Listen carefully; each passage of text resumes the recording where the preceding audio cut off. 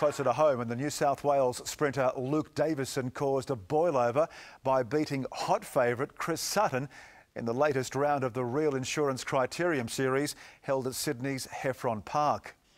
The series attracts many of the state's elite club riders to a track which is filled with cycling history dating back to the very early 1900s. And while many believe it's time the old concrete slabs should be replaced with freshly laden bitumen, there's a certain charm about this 2-kilometre circuit which produces some lightning-fast performances.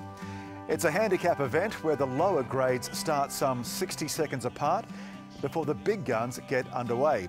And all eyes were on whether Chris Sutton's form, his last home race before leaving for the Middle East and competing for Team Sky at the Tour of Oman.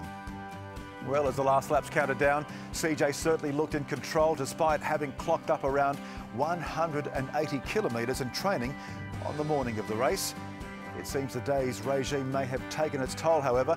Sutton was relegated to runner-up position, having failed to match the top-end speed of 21-year-old Davison. We came down to the finish straight and I knew we had a bit left in the tank, and I think I made the mistake last week of doing a bit too much, and a couple of Rabobank boys were here and they lit it up and it was game over. So left a little bit there and was just fortunate enough to be in the right position and have enough in the tank. As for Sutton, well, he was still content with his performance ahead of what promises to be another hectic season. It's a hard race. I've got some specific training to do, even though I really would have loved to have won it. Well, just didn't have it today, and full credit to Luke. He rode pretty well and he was pretty strong in the sprint. And before heading to Oman, Sutton spoke to Cycling Central and shared his excitement at linking up with Mark Cavendish for the first time. Yeah, it's going to be great. I'm really looking forward to it. You know, having Mark Cavendish on the team is, you know, he was our team camp in Milan in October, and you know, just all the way the guys were, and you know, the whole atmosphere and the ambience was really good, and it really lifted. And so I'm really looking forward to racing with Mark.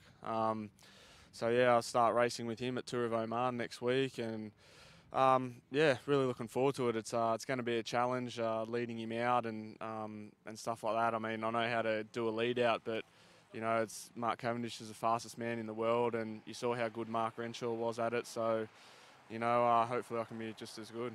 You sound a little bit nervous, though.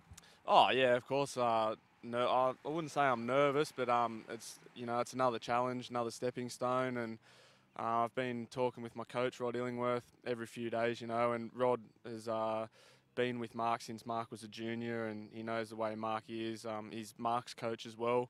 So all my training sessions now have been doing a lot of sprint work, but also doing certain efforts for trying to simulate a lead out as well. Yes, good luck to Chris Sutton. The responsibilities as Cavs lead out man will be enormous. Fingers crossed he'll do the job.